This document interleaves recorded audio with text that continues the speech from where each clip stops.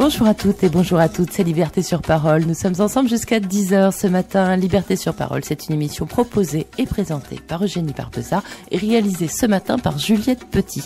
Alors au programme de ce numéro de Liberté sur Parole, on va commencer par la première heure, Ne travaillez jamais. C'est une injonction et c'est aussi le titre du livre de mon invité, Alastair Emmens. Bonjour. Bonjour. Alors vous êtes auteur, vous venez du Pays de Galles, vous nous venez du Pays de Galles spécialement pour notre émission, peut-être pas seulement, mais en tout cas ça nous fait plaisir de vous avoir sur ce plateau. Vous êtes auteur, vous êtes professeur de littérature française, chercheur, traducteur et spécialiste, vous venez de me le dire, du mouvement situationniste. Alors Ne travaillez jamais est une allusion directe au mouvement situationniste, puisque cette phrase est de Guy Debord. Elle a été inscrite sur un mur dans les années... c'était en 53, hein, c'est ça ? 53, oui. Voilà, 53, donc bien avant 68. On pense que c'était après 68, mais pas du tout, c'est en 53. Il a été précurseur aussi. Et donc, ce livre, c'est la critique du travail en France de Charles Fourier à Guy Debord. Et même après, on le verra, puisque vous avez continué à travailler sur... voilà, je dis travailler, c'est un symptôme. On dit travailler à tout bout de champ. Voilà, on dit toujours travailler, mais en fait, il faut qu'on s'interroge ce matin avec vous, Alastair Emmens, pourquoi le travail est le centre de notre vie et est-ce qu'on peut critiquer le travail? C'est toute la question. Parce que la critique du travail, on va voir que c'est très très difficile d'en avoir une radicale, c'est-à-dire ne pas travailler. C'est souvent on critique la répartition des fruits du travail, on critique le salariat, on critique les formes du travail, on critique l'aliénation par le travail, mais le travail en lui-même, très très peu de gens l'ont remis en cause. Donc vous avez été traqué, c'est chez Guy Debord, mais aussi chez Charles Fourier, mais aussi chez André Breton et les surréalistes, mais aussi chez Paul Lafargue, le gendre de Marx. La critique du travail, on va voir qu'elle est plus ou moins radicale, mais vous avez été chercher un petit peu ceux qui vraiment s'opposaient au travail. Tout d'abord, comment vous est venue l'idée? En fait, je faisais le trajet à Paris au boulot et j'étais en train de lire l'introduction à une œuvre de William Morris, un auteur anglais qui a beaucoup critiqué le travail. Et l'introduction a été écrite par Anselm Yapp, un théoriste de la critique de la valeur, qui est le courant dont je fais partie. Il a en fait, il a fait une résumé de la critique du travail chez William Morris, et donc je me suis dit, je peux faire ça pour les auteurs de la pensée française. D'accord. Et d'ailleurs, Anselm Yapp, que vous citez, est aussi le préfacier de votre livre. Oui. Voilà. Et alors, mais vous étiez interrogé sur la place du travail autrement que dans la littérature. Souvent, on part de soi. Est-ce que vous êtes interrogé sur votre rapport au travail? Oui, autant que universitaire, mais aussi je chômais pendant quelques années aussi, donc j'avais cette expérience être dans le travail, être hors le travail aussi, ce qui est très important. Parce que même si on ne travaille pas, le travail existe, pourvu d'une façon très, très dure aussi. Alors, on va essayer de définir ce qu'on entend par le travail. Vous dites, j'ai chômé, c'est-à-dire que vous étiez au chômage, vous n'aviez pas d'emploi salarié rémunéré. Mais est-ce qu'on doit considérer que le travail, c'est simplement le salariat ? Est-ce que c'est juste ce qui est critiqué dans ce livre, parfois radicalement, est-ce que c'est le salariat ou est-ce que c'est toute forme d'activité qui peut être nommée travail? Oui, donc c'est une question, une réponse très compliquée, mais j'établis la différence entre une conception catégorielle du travail et la conception qu'on a habituellement dans la vie. Et ce que je dis dans le livre, c'est que le travail, c'est pas une activité en fait, c'est une forme abstraite qui s'est imposée sur l'activité humaine à partir de la fin du Moyen-Âge. Et donc, je définis le travail vraiment comme une chose capitaliste. En fait, le travail, c'est le capitalisme, et le capitalisme, c'est le travail. Je dis ça à la fin du livre. Et pourquoi ça? Parce que je définis le travail comme la dépense d'énergie indifférenciée, de l'énergie humaine, dans le seul but de transformer 100 € en 110. Donc, mais bien sûr, dans la vie quotidienne, on utilise le travail pour n'importe quoi parce que cette forme, c'est si abstraite qu'on peut le projeter sur n'importe quoi, n'importe quelle activité. Mais comme vous le faites remarquer aussi dans le livre, le travail n'a pas toujours été glorifié. Bien au contraire, le travail a longtemps été méprisé, réservé aux classes esclavagisées, aux classes les plus méprisées. Et travailler, c'était beaucoup moins valorisé qu'aujourd'hui. Oui, en fait, je pense qu'il y a une différence.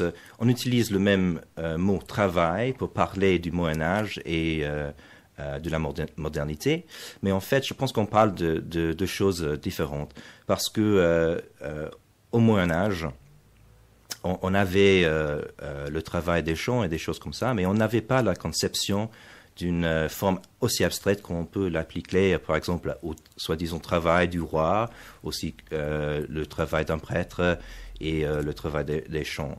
C'était comme cette idée n'existait pas à l'époque.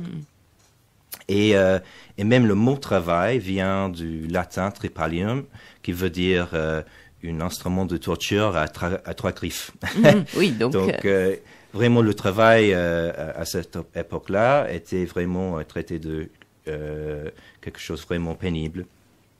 Mais à partir de la fin du Moyen-Âge, on voit le développement de cette nouvelle forme de vie qui est ce qu'on appelle la valorisation de la valeur, dans la transformation de l'argent en plus d'argent. Et cette forme s'est appliquée à des différentes formes d'activités humaines. Et de plus en plus, cette forme a pris d'abord le mot travail, parce que c'était toujours des formes de ce qu'on appelle aujourd'hui travail pénible.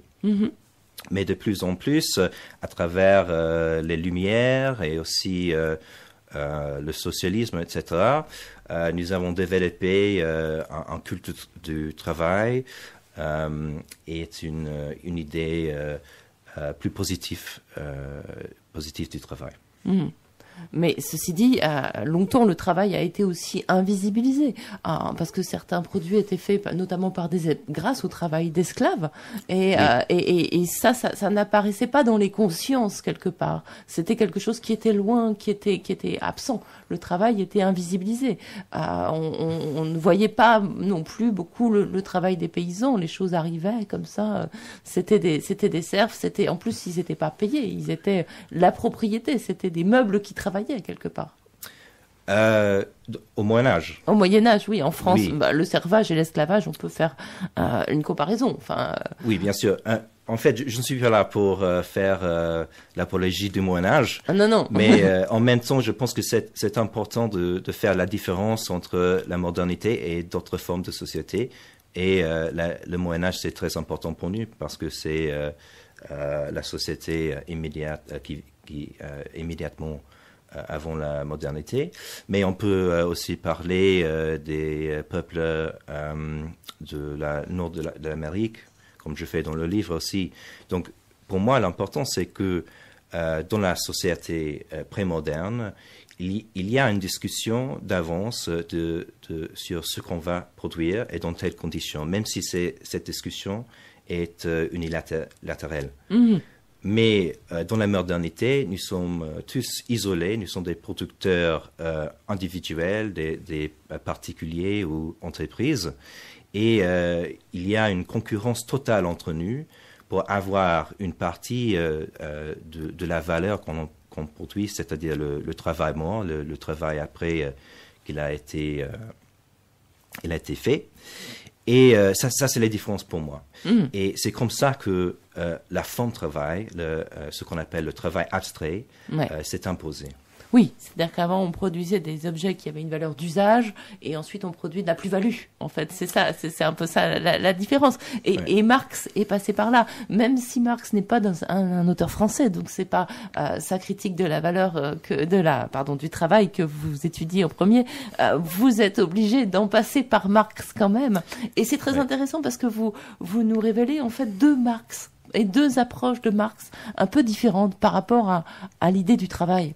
Oui, exactement. En fait, il y a un auteur allemand, Robert Kurz, qui a fondé le courant de la critique de la valeur, et il établit la différence entre un Marx ésotérique et un Marx exotérique. Donc le Marx exotérique, c'est le Marx qu'on connaît très bien, c'est le champion de la lutte des classes, de l'exploitation du prolétariat par la bourgeoisie, qui nous vole notre plus-valeur, etc. Mais le Marx ésotérique, c'est une autre chose. Donc, pour Marx, normalement, oui, le travail est une chose anhistorique, anthropologique qui a existé dans chaque société, et la valeur d'usage aussi. Mais chez le Marx ésotérique, c'est complètement le contraire. Le travail est une chose absolument capitaliste, historiquement spécifique à notre société. Et déjà, avant qu'il est question de parler du management, de l'exploitation, etc., le travail, comme une forme abstraite, est déjà destructeur et critiquable. Et ça, c'est l'important. Et ça fait probablement la partie la plus petite de son œuvre de Marx, mais je pense que c'est la plus importante. Quand il parle il associe travail et salariat, hein, c'est bien du salariat dont il parle quand il parle de ce travail-là, c'est le travail où les salariés ne travaillent que pour reconstituer leur force de travail. Oui, et tout ça c'est vrai. Mais ça, c'est le Marx exotérique. Ouais. Mais chez le Marx exotérique, on peut aussi parler, parce que le travail des esclaves, c'est aussi le travail abstrait dans la modernité. Oui. On peut dire que le salariat, c'est la forme empirique qui approche la plus de la forme abstraite du travail, mais également on peut parler du travail des esclaves. Et j'ai même une théorie que les esclaves qui travaillent dans l'Amérique du Nord étaient les premiers qui ont été forcés de faire le travail abstrait. Donc le travail seulement pour faire de l'argent, qui ont été traités comme de la matière humaine. Voilà. Contre de la matière fétichisée que peut être l'or, par exemple. Oui, oui. Comme le pouvoir travail. Oui. Donc voilà, donc c'est vrai que ce côté-là de Marx, on le connaît moins parce que là, il parle vraiment du travail comme quelque chose à abolir en fait. Hein. Là, je sais pas s'il le dit comme ça, mais bon, en tout cas, on peut faire ce pas-là, tandis que quand il parle de rapport de classe, on est vraiment dans deux entités qui s'opposent et si on abolit les travailleurs, on abolit la possibilité de la révolution. Oui, en fait, je pense que Marx est vraiment un auteur beaucoup plus ambigu qu'on pense normalement. Et comme je finis le livre avec une citation de Marx, il ne s'agit pas de rendre le travail libre, mais de le supprimer. Et pour moi, ça c'est vraiment étonnant. Je m'étais vraiment frappé par ce côté de Marx, parce que notre vision de Marx, c'est celle du socialisme réellement existant, où le culte du travail était vraiment à la hauteur. Donc c'est vraiment un côté de Marx que je trouve vraiment passionnant. D'accord. On va continuer à parler encore un petit peu de Marx, mais surtout on va revenir aux auteurs dont vous développez la pensée dans ce livre. Ne travaillez jamais, la critique du travail en France, de Charles Fourier à Guy Debord. On est ce matin avec Alastair Hemens et on va faire une petite pause musicale.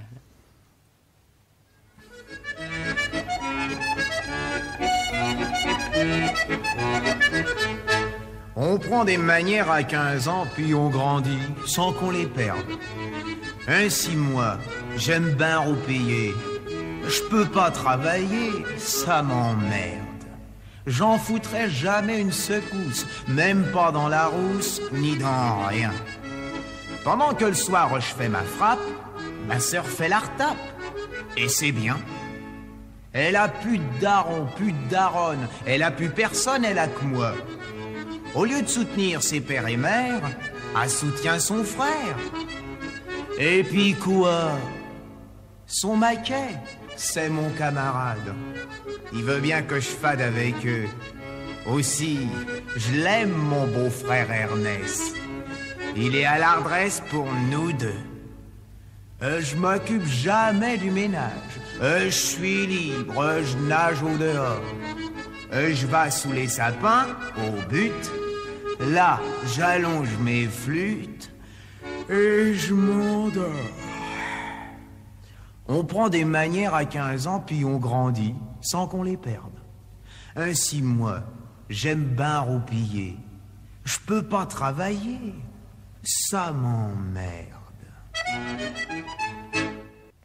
Et voilà, c'était une chanson d'Aristide Bruand que vous avez choisie à l'Aster Emens. Ça s'appelle Lézard. Et voilà, et donc c'est très explicite, hein, les paroles parlent par eux-mêmes. On prend de la manière à 15 ans, puis travailler, ça m'emmerde. Donc voilà, donc là on est dans le refus du travail par le pseudo, enfin celui qui est censé travailler. Donc c'est un petit peu le droit à la paresse dont on parlera tout à l'heure. Et puis c'est aussi le fait que les gens travaillent pour lui. Là dans la chanson, ça l'embête pas. Le travail en général ne l'embête pas à partir du moment où ce n'est pas lui qui le fait.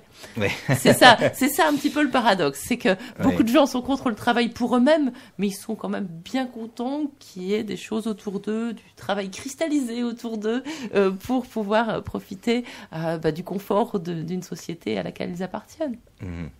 Oui, et en fait, cette chanson, c'était une chanson préférée de Guy Debord, et c'est pourquoi je l'ai choisie. Et il l'utilise dans son dernier film, Guy Debord, son art et son temps. D'accord. Donc, c'est un film où il y a des images, celui-là? Oui, oui. Parce qu'il y a aussi beaucoup de films sans images de Guy Debord, je le précise.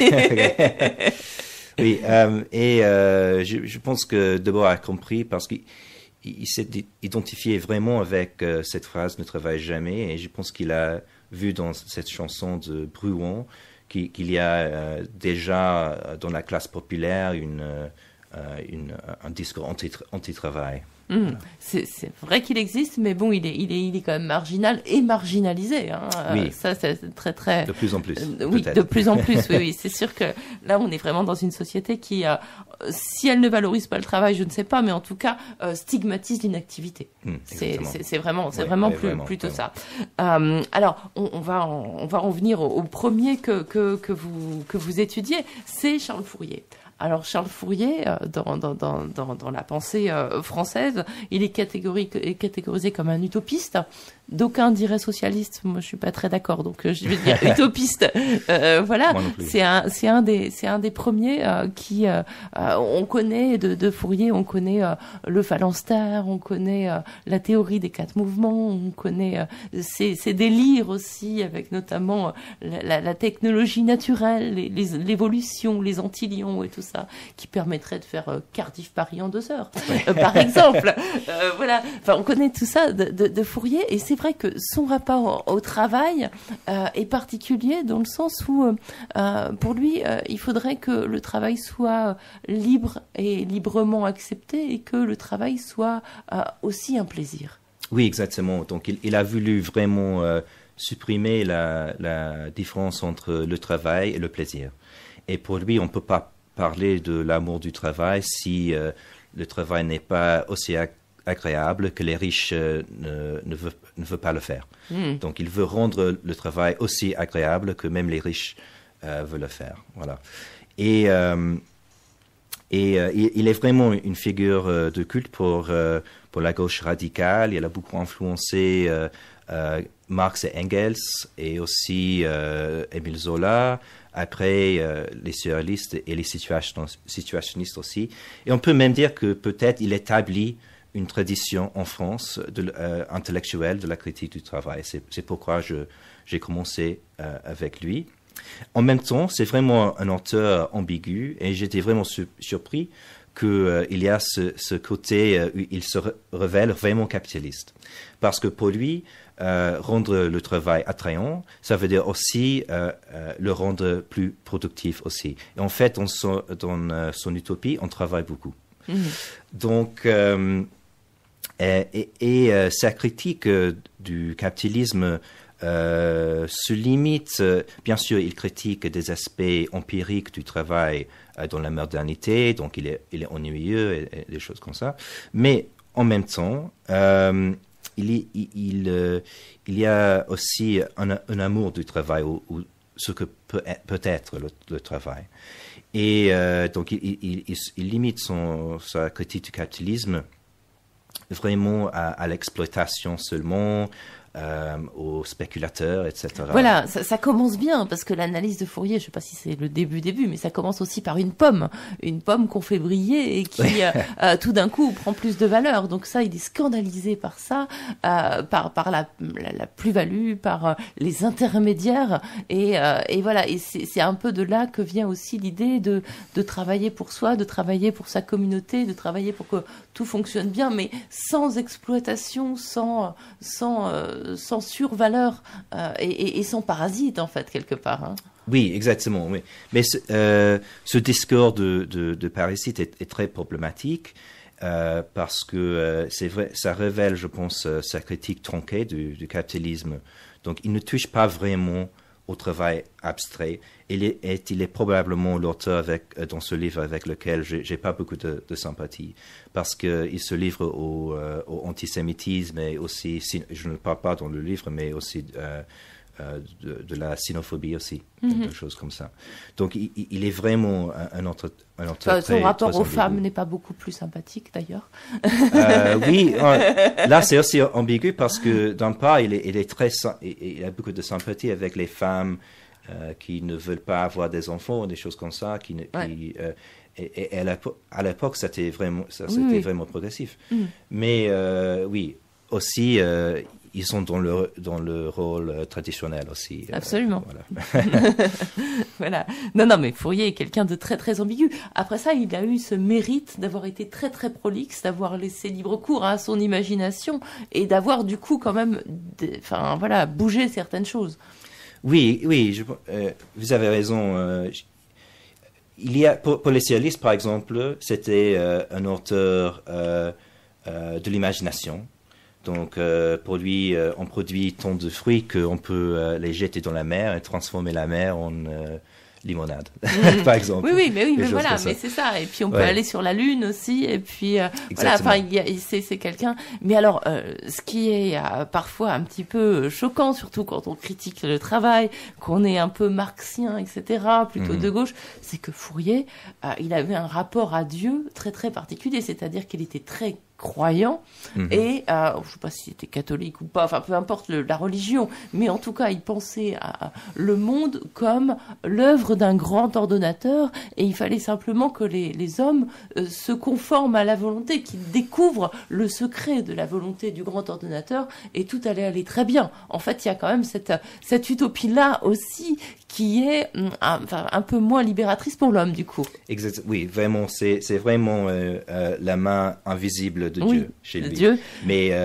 pour lui, le plaisir qu'on trouve dans le travail est distribué pour chaque travail particulier. Donc, il y a des gens qui aiment créer des pommes vertes et des gens qui aiment créer des pommes rouges, par exemple. Voilà, c'est très essentialiste. Et tout ça, c'est ordonné par Dieu. Et voilà. Et de même, enfin, pour quitter le champ du travail 5 minutes, là, pour la sexualité, c'est pareil. Il y a ceux qui aiment planter des aiguilles et ceux qui aiment se faire planter des aiguilles dans les seins. Fourier va jusque-là. C'est-à-dire que il est vraiment, dans quelque chose qui est préexistant. C'est-à-dire que, pour le coup, la liberté humaine est un petit peu, déjà aliénée par la volonté divine. Hein. Exactement. Oui. Et je pense qu'il y a même un côté néolibéral chez lui. Oui. À cause de ça. Donc, il y a vraiment une mécanique des individus qui sont remués par un Dieu visible, etc. il n'est pas le marché là, mais c'est presque la même idée. C'est presque la même idée. J'avais eu cette idée-là aussi en lisant Fourier il y a bien longtemps. Mais alors, pourquoi vous avez quand même choisi de nous le donner à penser ce Fourier? Parce que c'est vrai que avant, on n'avait jamais associé travail et plaisir avant Fourier. En fait, on peut dire que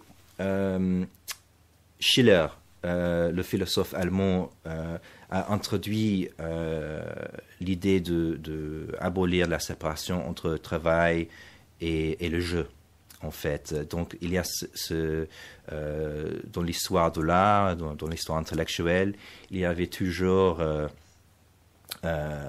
au moins depuis Schiller, l'idée de supprimer, où il y a une séparation et on peut la supprimer.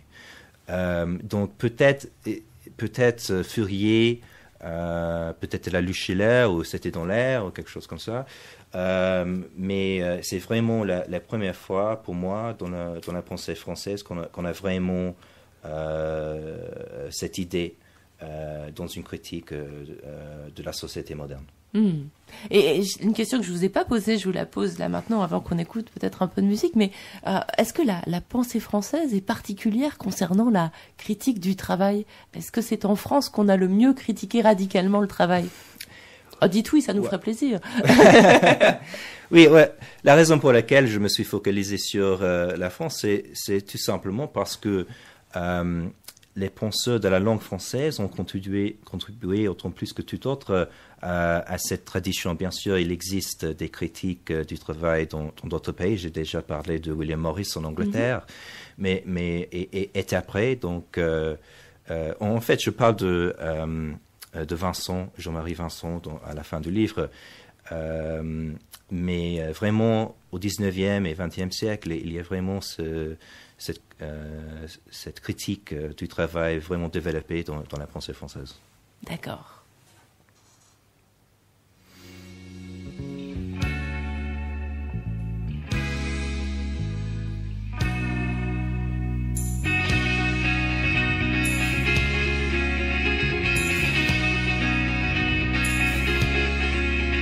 I was happy in the haze of a drunken hour, but heaven knows I'm miserable now.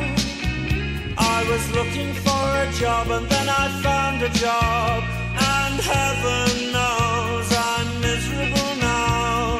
In my life, why do I give valuable time to people who don't care if I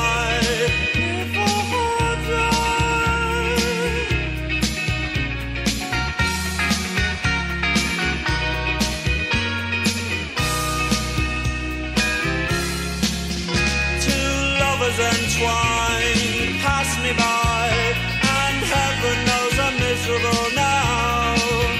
I was looking for a job and then I found a job, and heaven knows I'm miserable now. In my life, oh why do I give valuable time to people who don't care if I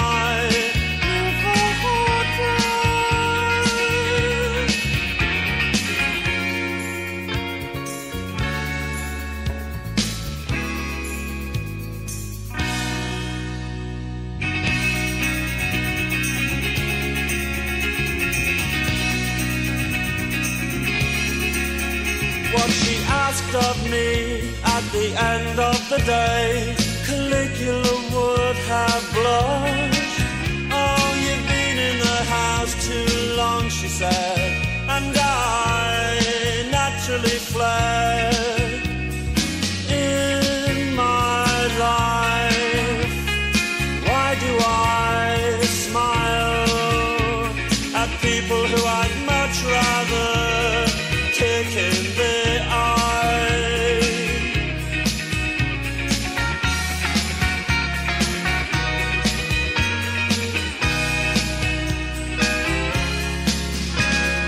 Happy in the haze of a drunken hour, but heaven knows I'm miserable now. Oh, you've been in the house too long, she said, and I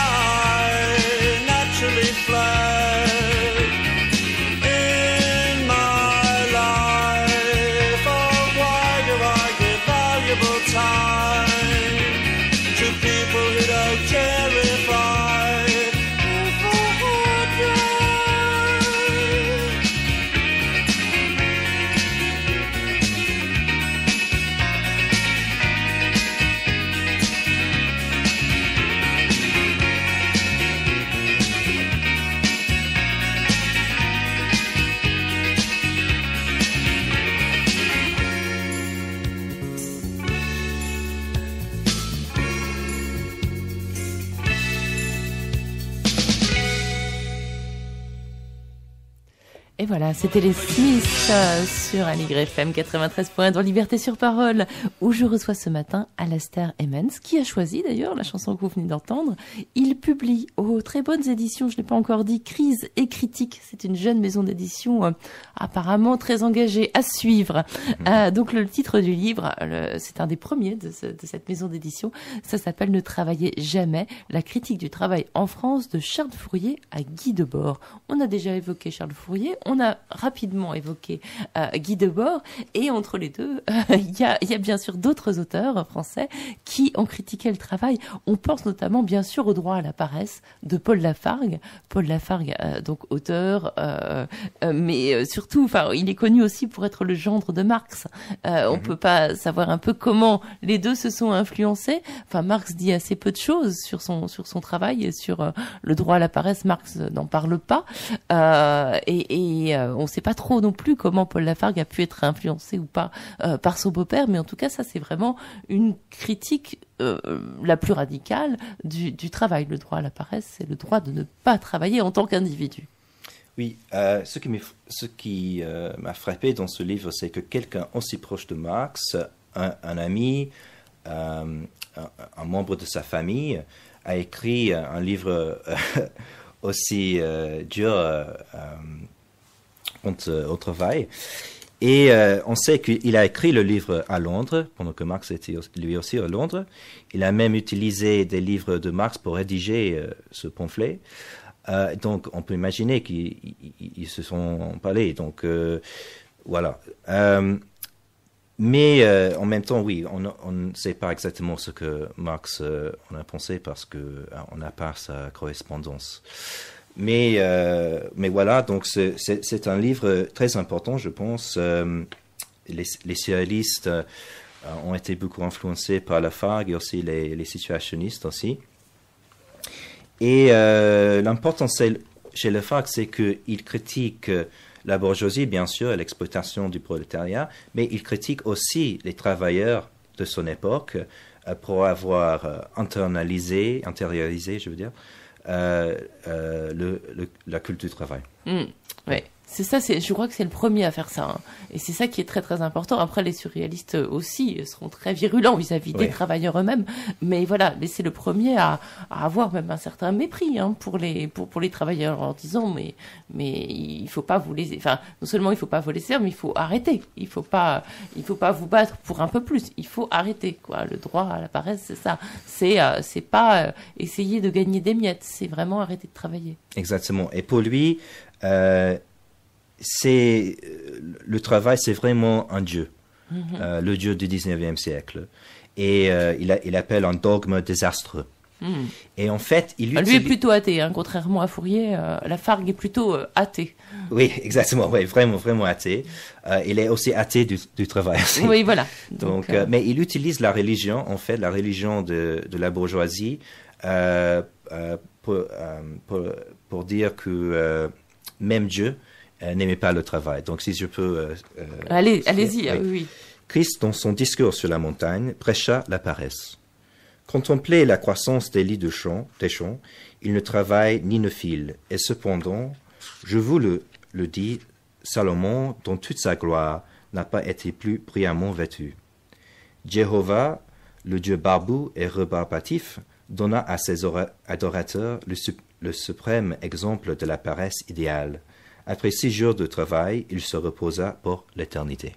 Ah bah voilà, c'est formidable. Mais après ça, si on regarde un peu la vie de Paul Lafargue, c'est paradoxal, parce que bon, déjà son futur beau-père lui reproche de pas travailler assez pour pouvoir épouser sa fille. Voilà, donc c'est aussi toute l'ambiguïté de Marx qui vivait comme un grand bourgeois, et c'est aussi l'ambiguïté de Lafargue qui va vivre lui aussi comme un grand bourgeois, et qui va quand même faire des études de médecine, ce qui pour le coup demande un petit peu de travail intellectuel. Et voilà, donc c'est toujours le problème à chaque fois de l'application concrète et de l'auto-application de son idéologie. Oui, bien sûr, mais on habite dans une société capitaliste, et donc on doit se reproduire aussi. Donc il faut des mouvements sociaux qui peuvent nous libérer de la forme travail. C'est ça. Ouais. Mais après ça, oui, voilà, on vit avec cette société et on s'y conforme aussi quelque peu, souvent. Oui, c'est un peu comme dans la chanson que nous avons entendue. C'est le paradoxe du travail. Si on a le travail, on est misérable. Si on ne l'a pas, on est misérable parce qu'on ne peut pas payer son loyer, des choses oui, comme voilà, ça. donc ouais, c'est très. Vous donnez beaucoup d'espoir quand même. Ouais. On est misérable ou misérable, Ouais. effectivement. Mais c'est vrai que l'important, c'est aussi peut-être de penser les choses pour pouvoir dans le futur s'en défaire. Mais en l'occurrence, même si la Fargue a pensé la paresse, c'est pas une idée qui s'est imposée par la suite. Non, et on a vu le développement futur du marxisme qui était vraiment champion du travail. Et donc c'est ça qui m'a vraiment frappé. Et aussi, comme j'ai dit, qu'il a vraiment critiqué aussi les ouvriers. Il dit honte aux prolétaires français. Et il est un peu comme Isée, qui parle aux Israélites de leur exil à Babylone. Donc, la Fargue semble suggérer que l'histoire a jeté le travail moderne comme un flot sur le prolétariat pour avoir intériorisé son discours, son idéologie. Alors, est-ce que la Fargue propose des alternatives? Oui, pour lui, c'est il ne faut pas travailler plus que 3 heures par jour. Et aussi, il pense que la technologie, l'automatisation va nous sauver. C'était l'idée de l'époque vraiment courante dans le marxisme de son époque. Bon, c'était au début du marxisme. Oui. Mais comme chez Marx, c'est l'idée que le progrès technologique peut nous sauver du travail. Donc, il parle de la paresse, oui, comme un discours anti-travail, de rejeter le culte du travail, mais aussi, pour lui, la paresse, c'est d'utiliser la technologie aussi. Et donc, il parle des paresseux américains, par exemple, parce qu'ils étaient plus développés que la France à l'époque. D'accord. Mais alors, justement, on voit un petit peu à travers ce que vous dites et ce que nous dit la Fargue que, pour lui, le travail intellectuel, le travail créatif, le travail qui peut permettre de construire des machines, n'est pas du travail qu'il rejette forcément. Parce que lui-même, vous le dites dans le livre, avait des périodes d'hyperactivité. La Fargue, il écrivait, il faisait plein de choses. Et puis, ce qu'il rejette, c'est le travail répétitif, aliénant, mais pas forcément le fait de créer des choses, de créer des machines, de créer des textes, d'écrire, de penser. Oui, ça c'est le problème de la confusion qui existe entre le travail en tant que tel, en tant que forme sociale, et le faire. Donc, souvent on utilise tous les deux comme synonymes. Mais bien sûr, tous les auteurs dans ce livre ont été vraiment créateurs. Même du point de vue bourgeois. Ils étaient des artistes, des écrivains, etc.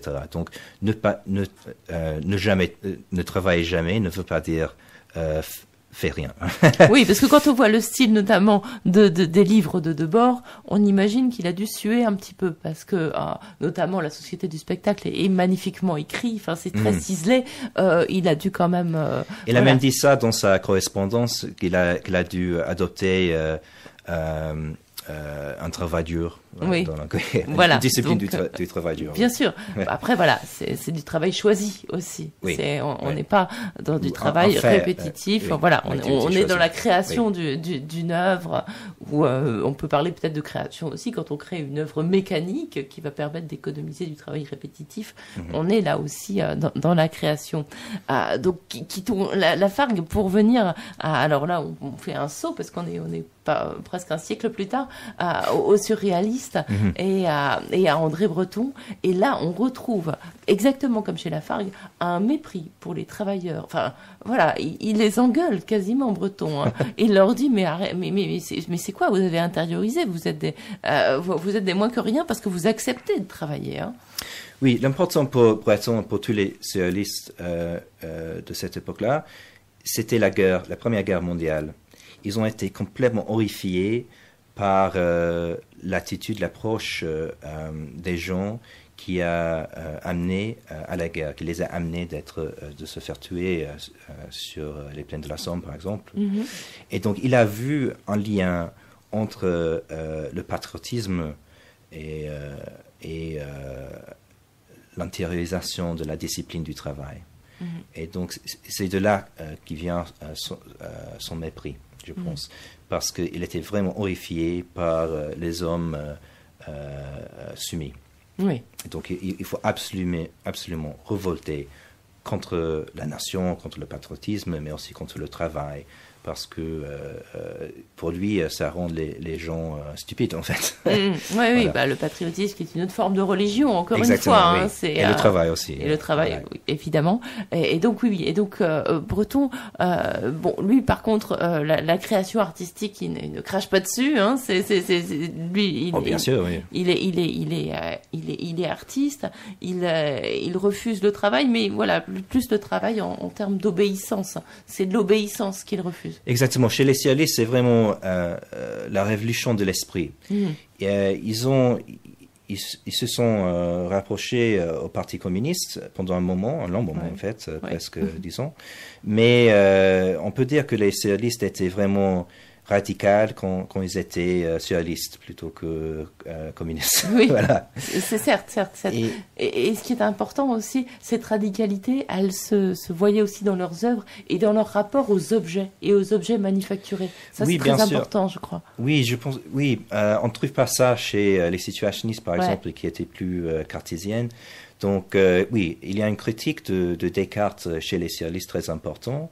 Et pour eux, il faut abolir la séparation entre le sujet et l'objet, c'est-à-dire arrêter de traiter l'objet comme une chose sur laquelle on impose sa volonté.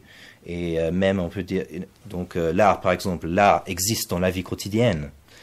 Il est déjà là, donc il y a l'objet trouvé, par exemple. Donc la création n'est pas seulement une chose qui vient d'un sujet, un sujet demi-dieu, un demi-urge, mais quelque chose qui est déjà, qu'on peut trouver dans la vie quotidienne elle-même. Et donc il y a une critique là aussi du Bauhaus et d'une sorte de fonctionnalisme aussi, parce que vous citez dans Exactement. le livre le fer à repasser qui, pour l'empêcher d'imposer un geste, hop, ils lui mettent des clous. Et comme ça, voilà, ils le rendent inutilisable. Ils rendent le geste imposé par l'objet irréalisable. Et en fait, c'est ça la création, c'est d'arrêter ce lien entre l'objet qui impose un travail, une fonction, par le côté comme ça fonctionnaliste. Pour eux, il faut faire valoriser le non utile. Et donc ce cadeau, l'objet appelle le cadeau. Ouais. Donc c'est l'idée d'un cadeau qu'on ne peut pas utiliser. Voilà. Ouais. Donc oui, c'est vraiment pour nier l'utilitarisme. C'est ça. Et ça, c'est une critique à la fois drôle et radicale, et ce côté absurde de mettre. Au départ, ça nous paraît absurde de voir un fer à repasser avec des clous, par exemple, et en fait, ça nous fait intérioriser, peut-être réfléchir à l'absurdité du repassage. Exactement. Oui. Que moi, j'ai très bien intériorisé personnellement. Voilà. Mais bon, voilà, c'est aussi tout ce chemin qui nous font faire à l'intérieur de notre esprit qui est intéressant chez les surréalistes. Oui, vraiment. Et il y a aussi des formulations que j'aime bien chez les situationnistes, si je peux en citer quelques-uns. Donc, il y a le poète belge Louis Kutener. Ouais. Il a dit « J'ai le travail au point de ne pouvoir l'exiger des autres. Et vu dormir pour un patron. Le chômage est déplaisant parce qu'il n'est pas tout à fait généralisé. » Donc, il y a plusieurs formulations comme ça chez les surréalistes. On les trouve partout dans leur œuvre. Voilà. Non, c'est sûr que alors ça c'est vraiment un aspect de votre livre qui est très intéressant parce que souvent on les laisse du côté des poètes et on oublie leur radicalité sur l'économie même du pays. Et en l'occurrence, voilà, ils ont eu cette influence-là et on ne peut pas leur nier. Et d'ailleurs, les situationnistes reprendront aussi à leur compte beaucoup de choses des surréalistes. Absolument, oui. Et donc pour eux, la révolution prolétarienne, la révolution a promis une sorte de révolution matérielle qui allait avec la révolution d'esprit aussi.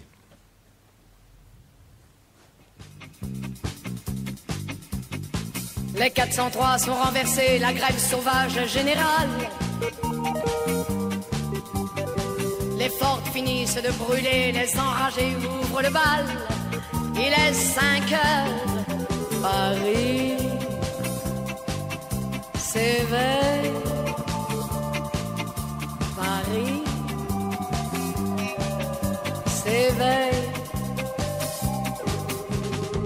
Les blousons noirs sont à l'affût, lance-pierre contre lacrymogène. Les flics tombent morts au coin des rues, nos petites filles deviennent des reines. Il est 5 heures, Paris s'éveille. Paris s'éveille. La tour Eiffel, la chaux aux pieds, l'arc de triomphe est renversé. La place Vendôme n'est que fumée, le Panthéon s'est dissipé. Il est 5 heures, Paris s'éveille. Paris s'éveille. Les maquisards sont dans les gares, à Notre-Dame on tranche le lard. Paris retrouve ses fêtards, ses flambeurs et ses communards. Il est 5 heures, Paris s'éveille. Paris s'éveille. Toutes les centrales sont investies, les bureaucrates exterminés. Les flics sont sans merci pendus à la tripaille des curés. Il est 5 heures, Paris s'éveille. Paris s'éveille. Le vieux monde va disparaître après Paris, le monde entier. Les ouvriers sans Dieu, sans maître, autogestionnent la cité. Il est 5 heures, il est 5 heures, le nouveau monde s'éveille. Il est 5 heures et nous n'aurons jamais sommeil.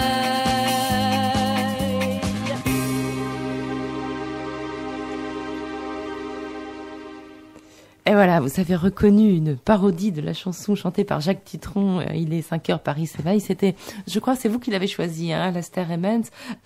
C'est un extrait d'une compilation réalisée par des situationnistes, hein, c'est ça? Oui, un album qui s'appelle Pour en finir avec le travail.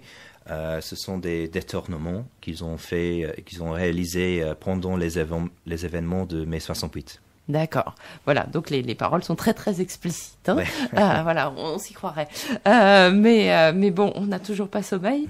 Il est un peu plus de 5 heures et on va continuer à parler de ce livre Ne travaillez jamais, la critique du travail en France de Charles Fourier à Guy Debord. Donc Alastair Emmons, on va en venir à Guy Debord puisque là on est dans l'époque situationniste. Alors est-ce que il y a cette inscription donc qui date de bien avant les événements de 68, ne travaillez jamais. Et puis, il y a surtout une critique du travail qui est aussi dans les écrits de Debord et dans son mode de vie même, puisque lui, il parle de créer des situations plutôt que de produire. Oui, en fait, Debord n'a jamais travaillé, je pense, dans le sens, il n'a jamais eu un salaire, etc. Et oui, il a écrit cette phrase sur un mur de la rue de la Seine à Paris en 1953, quand il était un membre de l'International Lettriste, qui est le groupe qu'il a formé avant de l'International Situationniste, oui. Ouais. Ces groupes qui étaient dissous, il y avait des exclus, enfin c'était très radical aussi dans la... Oui. C'était très drôle. Je pense qu'il a eu des bonnes raisons dans ce cas-là, normalement. Mais voilà, oui. Donc, c'était un bohémien. Ça c'était aussi la bohème. C'était important pour tous les artistes. Donc, il a eu une critique du travail chez les bohémiens. Et il a vraiment vécu à la bohème de la rive gauche de son époque. Et donc, c'est là, je pense, qu'il a trouvé sa première critique du travail. Mais après, oui, c'est devenu, en tant que situationniste, une chose théorique aussi. Donc, il a vraiment développé une partie de la critique marxienne, de la critique du travail, dans la forme de la critique du fétichisme de la marchandise. Mm-hmm. Donc, on n'a pas cette idée chez les surréalistes. Et donc, oui, chez Debord, on voit pour la première fois le développement d'une critique du travail aliéné explicitement, du travail comme la production de la marchandise, etc. Donc c'est pour ça que Debord est très important, parce qu'on voit chez lui la mélange, en fait, une mélange de la critique artistique du travail et la critique marxienne du travail. C'est pourquoi il est si important dans l'histoire de la pensée française, je pense. Oui, effectivement, il est très important. Puis bon, il a parfaitement analysé tous les rouages. Dans quoi s'insérait le travail aussi dans la société du spectacle, puis dans les commentaires sur la société du spectacle. Mm-hmm. C'est aussi, il montre comment le travail est quelque chose de vain, d'improductif, de néfaste aussi, parce qu'il contribue à construire une société qui est une société du spectacle, avec des valeurs qu'il ne cautionne pas, en fait. Oui, en effet, je pense qu'il a compris à l'époque que la technologie a beaucoup diminué ce qu'on appelle le royaume de la nécessité, donc le travail, c'est-à-dire ce qu'on appelle le travail nécessaire, donc ce qu'il faut faire pour nous reproduire. Mais dans les années 50 et les années 60, on a vu l'essor de cette culture de masse, de ce consumérisme. Et pour lui, ça c'est le spectacle. Le spectacle, c'est l'extension de la nécessité d'une manière artificielle. Donc, on achète, mais ça veut dire qu'on doit travailler aussi. Donc, si on doit arrêter d'acheter ces choses, mais aussi, et ça nous permet aussi d'abolir le travail. Bien sûr, à travers une révolution sociale qui établit des conseils ouvriers, bien sûr, pour organiser la vie quotidienne. Mais pour lui, ça c'est l'important. Et c'est mon interprétation, au moins, ma lecture de la société du spectacle. C'est vraiment, il est polyvalent, ce livre. Oui. Mais en même temps, pour moi, ça c'est très important chez lui. C'est que nous vivons dans un monde artificiel qui n'existe que pour continuer le travail. Et donc la valorisation de la valeur, ce qu'elle appelle la dictature de l'économie. Absolument. Et c'est le premier, en fait, Debord qui dénonce aussi le mode de vie qui va avec le travail. Parce que si on parle de Lafargue, si on parle des autres, Lafargue, il vivait comme un rentier, quelque part. Et puis, il profitait d'une société qu'il pensait, mais il voulait pas changer le mode de vie, forcément, des gens, pas tout de suite. Il y avait une réflexion théorique et puis le monde dans lequel il vivait. Debord, il est en immersion dans ce monde et il propose vraiment une manière de transformer le monde pour que le travail, en tout cas sous cette forme-là, le travail aliéné n'existe plus. Oui, vous avez raison. Oui, ce qui me frappe chez lui, c'est vraiment qu'il a vécu ce discours anti-travail. C'était sa vie. C'était sa vie avec la dérive, avec la cartographie des villes à travers l'aléatoire du mouvement, etc. Il y avait dans son propre corps, dans son propre mode de vie, quelque chose qui ressemblait au refus d'une société imposée dans laquelle le travail est central. Oui, et les situationnistes, ils ont critiqué aussi la ville. Ils ont critiqué le fonctionnalisme des architectes comme Le Corbusier, etc.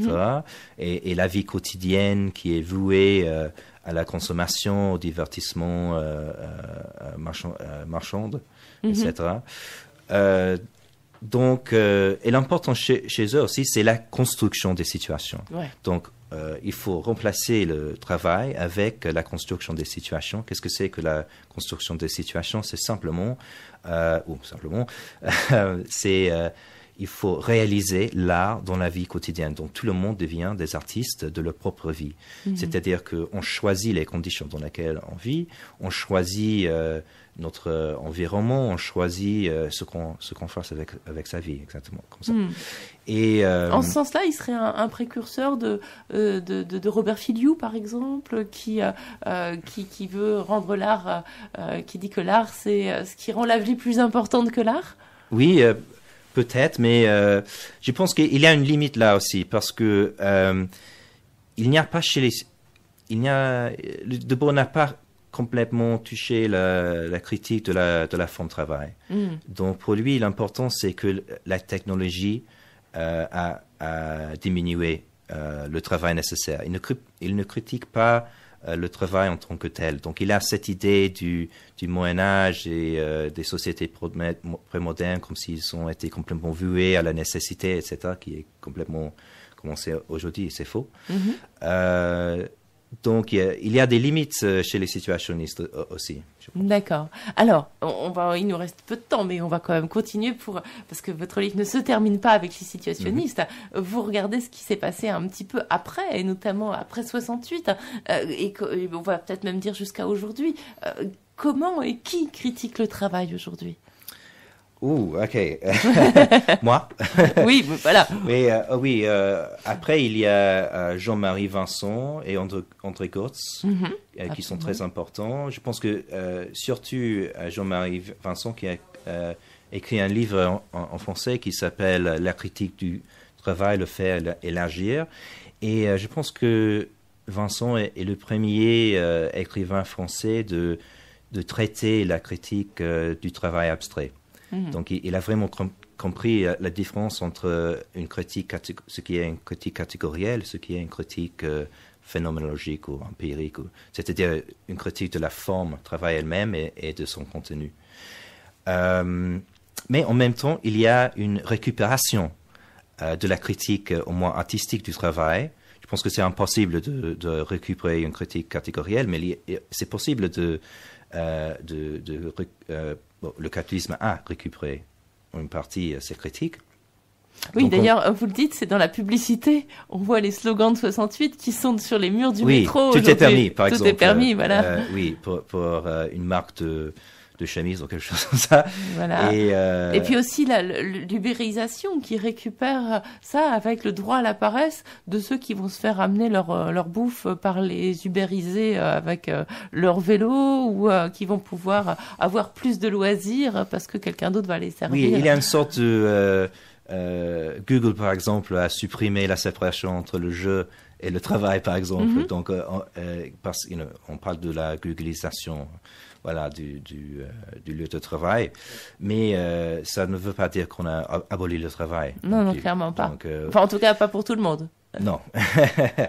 Oui, donc il y a une récupération de la critique artistique et ça fait longtemps, je pense, que la critique du travail fait partie de l'esprit moderne aussi, parce que ça peut avoir aussi un côté narcissique aussi comme vous avez dit.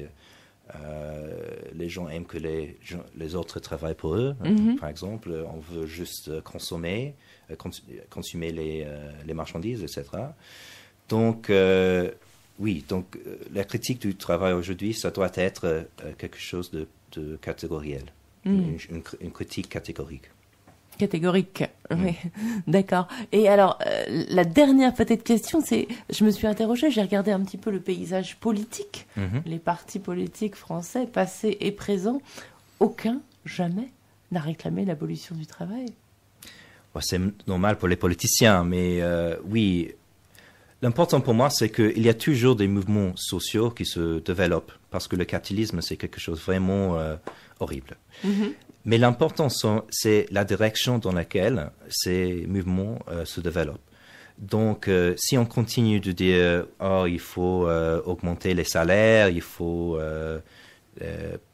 plus de droits sociaux, etc. », ça limite notre critique. Mais si on essaie de créer une mode de vie, un être social au-delà du travail, au-delà de la médiation du travail, de l'argent, de la valeur, on peut vraiment nous libérer de la dictature de l'économie, du capitalisme.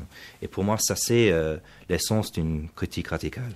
D'accord. Et alors peut-être qu'il faut justement, c'est un petit peu ce que vous dites, agir par des voies détournées, c'est-à-dire proposer des lieux où on parle, où on fait des choses librement, où on n'est pas dans la contrainte du travail, c'est-à-dire créer des à-côtés au travail pour que ces à-côtés finissent par encercler et étouffer le travail.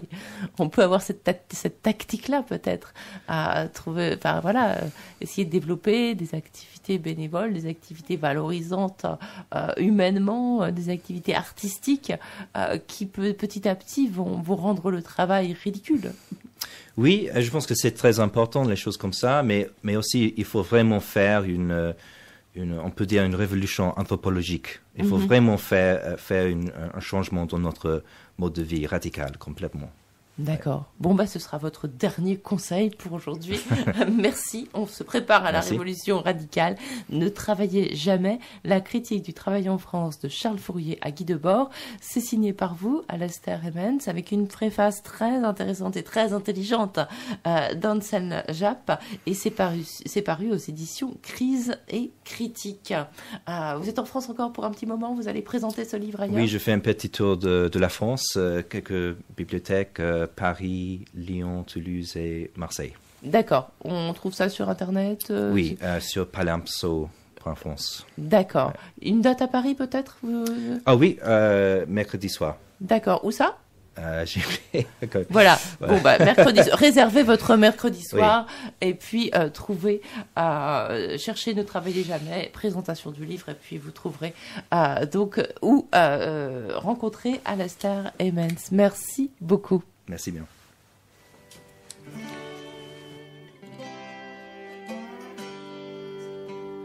Travailler c'est trop dur et voler c'est pas bon. Mon et la charité c'est quelque chose que je peux pas faire. Chaque jour que moi je vis, on demande comment je vis. Je dis que je vis sur l'amour et j'espère de vivre vieux. Moi je prends mon violon et j'attrape mon archer et je joue ma vieille valse pour faire mes amis danser. Vous connaissez mes chers amis, la vie est bien bien trop courte pour se faire des misères. Allons danser ce soir. Travailler c'est trop dur et voler c'est pas beau. Monde de la charité c'est quelque chose pour pas faire. Chaque jour moi je vis, on demande comment je vis. Je dis que je vis sur l'amour et j'espère de vivre vieux.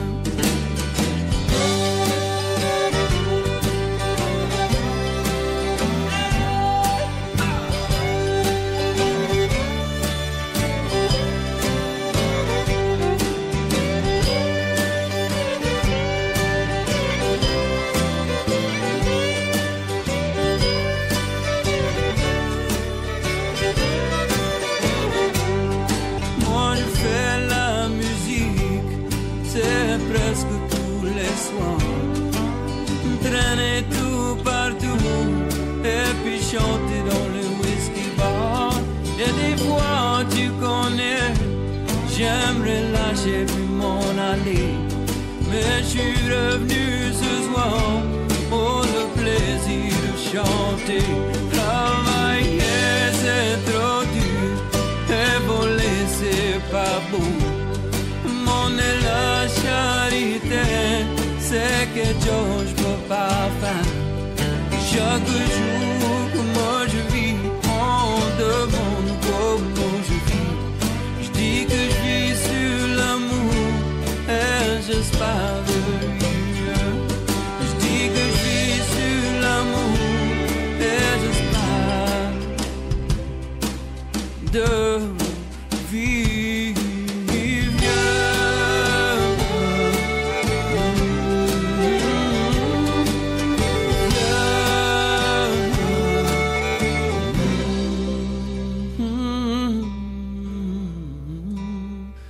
You